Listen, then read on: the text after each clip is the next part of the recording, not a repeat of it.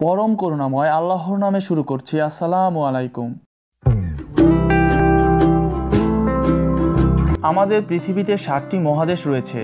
এগুলো হলো এশিয়া মহাদেশ, ইউরোপ মহাদেশ, আফ্রিকা মহাদেশ, উত্তর আমেরিকা মহাদেশ, দক্ষিণ আমেরিকা মহাদেশ, অ্যান্টার্কটিকা মহাদেশ ও ওশেনিয়া মহাদেশ। আজকে আমরা আলোচনা করব আফ্রিকা মহাদেশ সম্পর্কে।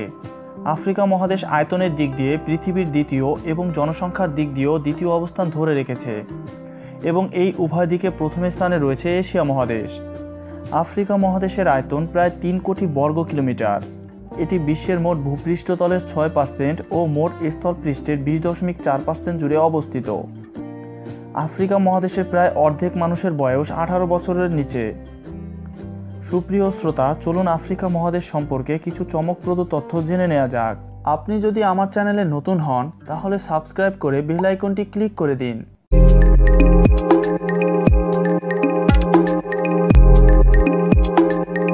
মহাদেশটির পূর্বে ভারত মহাসাগর, পশ্চিমে আটলান্টিক মহাসাগর, উত্তরে ভূমধ্য সাগর, উত্তর পূর্বে সুয়েজ খাল ও লোহিত সাগর এবং এই দিকের কোনায় আছে আফ্রিকা সিনাই উপদ্বীপ, যার মাধ্যমে আফ্রিকা এশিয়া মহাদেশের সাথে সংযুক্ত হয়েছে। আফ্রিকা এশিয়া থেকে পৃথক হয়েছে লোহিত সাগর দ্বারা এবং ভূমধ্য সাগর আফ্রিকাকে ইউরোপ থেকে পৃথক করেছে। আফ্রিকা মহাদেশে 150 কোটি মানুষের মধ্যে প্রায় অর্ধেক মানুষের বয়সে 18 বছরের নিচে, আর এশিয়া মহাদেশের অর্ধেক মানুষের বয়স 31 বছরের নিচে। আফ্রিকা একটি বিচিত্র মহাদেশ। এখানে আছে জনমানবহীন মরুভূমি, সবুজ অরণ্য, খরস্রোতা নদী, বিস্তীর্ণ তৃণভূমি এবং সুউচ্চ পর্বত। আফ্রিকা মহাদেশে রয়েছে 54টি রাষ্ট্র। এই রাষ্ট্রগুলোর 47টি আছে আফ্রিকার মূল ভূখণ্ডতে এবং বাকি 7টি আশেপাশের দ্বীপগুলোতে অবস্থিত। আফ্রিকার এই দেশগুলোর মধ্যে আয়তনে সবচেয়ে বড় দেশ হলো আলজেরিয়া এবং পৃথিবীর 10ম বৃহত্তম দেশও এটি। দেশটির আয়তন প্রায় 23,81,741 বর্গ কিলোমিটার এবং এই দেশটির জনসংখ্যা প্রায় 4,40,00,000। আফ্রিকার দেশগুলোর মধ্যে সবচেয়ে বেশি জনসংখ্যা বসবাস করে নাইজেরিয়ায়, এরপর ইথিওপিয়া, মিশর ও কঙ্গো উল্লেখযোগ্য। আফ্রিকায় যে জনসংখ্যা তা পৃথিবীর মোট জনসংখ্যার 14%। এই জনসংখ্যা যেমন আধুনিক বিশ্বের উন্নতর ছায়াতলে বসবাস করে, তেমনি আবার অনেকে আদি মানুষের মতো বিভিন্ন মরুভূমি ও জঙ্গলে বসবাস করে। আফ্রিকা মহাদেশের নামকরণ সম্পর্কে কোনো সঠিক তথ্য পাওয়া যায়নি, তবে অনেকের মতে আফ্রি গোত্রের নাম থেকে আফ্রিকা শব্দের উৎপত্তি হয়েছে। এই আফ্রি গোত্র আফ্রিকার উত্তরাংশে বসবাস করত। তারা মূলত প্রাচীন ক্যাথরেজ সাম্রাজ্যের বাসিন্দা ছিল। ক্যাথরেজ সাম্রাজ্য ধ্বংস হওয়ার পর ল্যাটিন ভাষায় এর নাম দেওয়া হয় আফ্রি গোত্রের বাসস্থান বা আফ্রিকা। মনের ভাব প্রকাশের জন্য মানুষ ভাষা ব্যবহার করে। আমাদের পৃথিবীতে অসংখ্য ভাষা রয়েছে।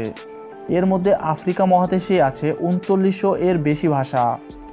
এর মধ্যে অন্যতম হলো আরবি, রুশ ও ইংরেজি ভাষা। আফ্রিকা মহাদেশের উল্লেখযোগ্য ভাষা হলো ইথিওপিয়ার জাতীয় ভাষা। অনুমান করা হয় এই ভাষার বর্ণমালা পৃথিবীর প্রাচীনতম বর্ণমালা, এমনকি এখনও এর ব্যবহার করা হচ্ছে। এই বর্ণমালায় 350 অক্ষর রয়েছে, যা পৃথিবীর দৈর্ঘ্যতম বর্ণমালাগুলোর একটি। আফ্রিকা মহাদেশের সবচেয়ে বড় মরুভূমি হলো সাহারা মরুভূমি। সাহারা মরুভূমির মাধ্যমে আফ্রিকা মহাদেশকে 2টি অংশে ভাগ করা হয়।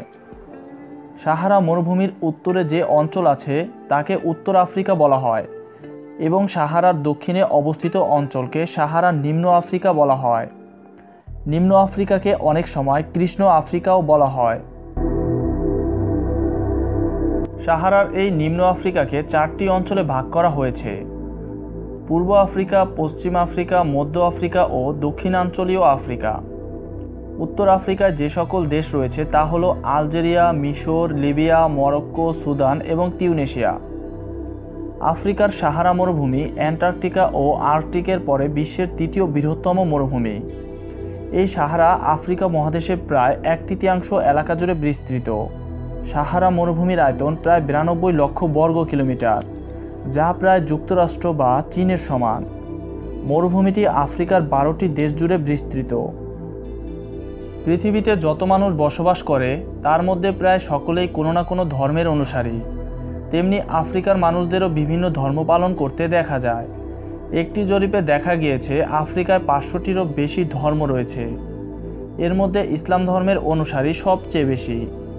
সমগ্র আফ্রিকায় 47% লোক ইসলাম ধর্মে বিশ্বাসী, খ্রিস্টান ধর্মে বিশ্বাসী 39% এবং অনেকে আফ্রিকান ঐতিহ্যবাহী ধর্মমতের অনুসারী। এছাড়া স্বল্প সংখ্যক হিন্দু, বৌদ্ধ ও ইহুদি ধর্মের লোক আফ্রিকায় বসবাস করে।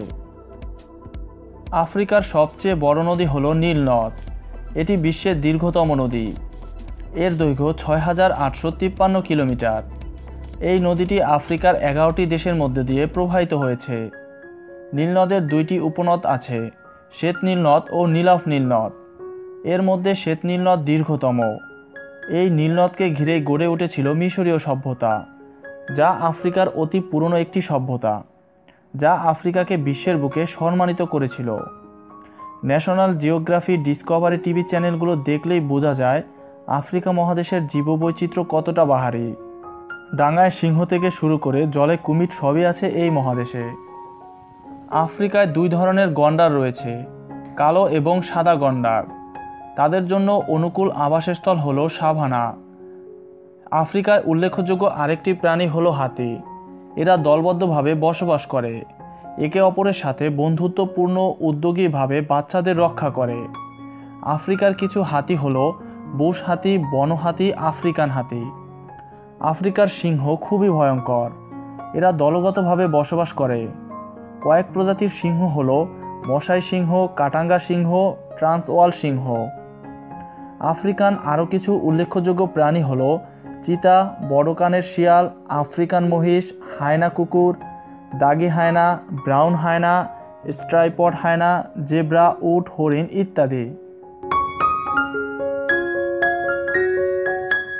আফ্রিকার বিস্তীর্ণ এলাকা জুড়ে সাভানা ও শুষ্ক তৃণভূমি অবস্থিত, যেখানে এই সকল মাংসাশী ও তৃণভোজী উভয় ধরনের প্রাণীরাই আরামসে বসবাস করতে পারে। আফ্রিকাতে রয়েছে ঐতিহ্যবাহী সুউচ্চ পিরামিড। এই পিরামিডের নাম শুনলেই মিশরের কথা মনে পড়ে যায়। 4500 বছর আগে নির্মিত এই পিরামিডগুলো এখনও সগৌরবে মাথা উঁচু করে দাঁড়িয়ে আছে। প্রাচীন মিশর শাসন করতেন ফেরাউনরা। প্রাচীন মিশরের শাসক বা রাজাদের ফেরাউন বলা হতো। এই ফেরাউনদের কবর বা সমাধি দেওয়ার জন্যই পিরামিড নির্মাণ করা হতো। পিরামিডের ভিতর বিশাল কক্ষে রাখা হতো ফেরাউনদের মমি। মিশরের সবচেয়ে বড় ও আকর্ষণীয় পিরামিড হলো খুফুর পিরামিড। এর উচ্চতা 481 ফুট। আফ্রিকার পিরামিড বলতে মিশরকে চিনি, কিন্তু মিশরের চেয়েও সুদানে বেশি পিরামিড রয়েছে। এগুলো 4000 বছরের পুরানো।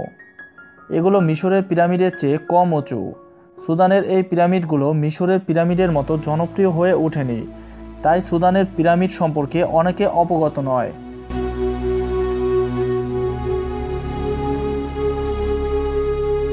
অতীতে পৃথিবীর বুকে যত সভ্যতা গড়ে উঠেছিল, তার মধ্যে উল্লেখযোগ্য কিছু সভ্যতার জন্মস্থান হলো আফ্রিকা। এর মধ্যে একটি গুরুত্বপূর্ণ সভ্যতা হলো মিশরীয় সভ্যতা। 5000 বছর আগে মিশরীয় সভ্যতা সহ অনেকগুলো উন্নত সভ্যতা গড়ে উঠেছিল উত্তর পূর্ব আফ্রিকায়। 5000 বছর পূর্বে সমগ্র আফ্রিকা মহাদেশের সমৃদ্ধ নগর ব্যবস্থা গড়ে উঠেছিল। সেখানে ছড়িয়ে ছিটিয়ে ছিল বাজার, শিক্ষাকেন্দ্র ইত্যাদি। আফ্রিকা মহাদেশে বিভিন্ন গোত্রের মানুষ বসবাস করে। সমাজবিজ্ঞানীদের মতে এই মহাদেশে কমপক্ষে 3000 আদিবাসী গোত্রের বসবাস। শুধু নাইজেরিয়াতেই প্রায় 400 গোত্রের আদিবাসী বসবাস করে। আফ্রিকার যে সকল দেশ দ্রুততার সাথে অর্থনৈতিকভাবে এগোচ্ছে, তার মধ্যে রয়েছে মৌরিতানিয়া, অ্যাঙ্গোলা ও মোজাম্বিক। এবং আফ্রিকার বড় অর্থনৈতিক দেশগুলোর মধ্যে হল মিশর, দক্ষিণ আফ্রিকা ও নাইজেরিয়া অন্যতম। আফ্রিকা মহাদেশ প্রাকৃতিক সম্পদে ভরপুর। আফ্রিকার ভূখণ্ড খনিজ সম্পদগুলো হলো ইউরেনিয়াম, পেট্রোলিয়াম, কোবাল্ট, প্লাটিনাম, রূপা, হীরা, স্বর্ণ ইত্যাদি। বিশ্বে অলংকার হিসেবে যত স্বর্ণ ব্যবহার করা হয়, তার অর্ধেকই এসেছে দক্ষিণ আফ্রিকার ওয়াইটি ওটর্স স্ট্যান্ড নামক খনি থেকে। আফ্রিকায় খনিজ তেল আবিষ্কারের ফলে খুলে গিয়েছে সম্ভাবনার দুয়ার।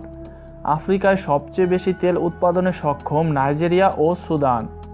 এছাড়া অ্যাঙ্গোলা, কঙ্গো, গ্যাবন, ক্যামেরুন সহ আফ্রিকার আরও অনেক দেশ। খনিজ ও জনসম্পদে এত সমৃদ্ধ হওয়ার পরেও আফ্রিকার বর্তমান অর্থনীতির পরিস্থিতির জন্য অনেক কারণ দায়ী। এর মধ্যে রাজনৈতিক ও ভৌগোলিক কারণ উল্লেখযোগ্য। 1900 সালের দিকে প্রায় পুরো আফ্রিকায় চলে গিয়েছিল ইউরোপিয়ানদের দখলে এবং 1960-এর দশকে আফ্রিকার প্রায় সকল দেশেই উপনিবেশ থেকে বেরিয়ে এসে স্বাধীন হতে সক্ষম হয়। আমার ভিডিওটি যদি আপনাদের ভালো লাগে তাহলে লাইক কমেন্ট করে বন্ধুদের সাথে শেয়ার করে দিন।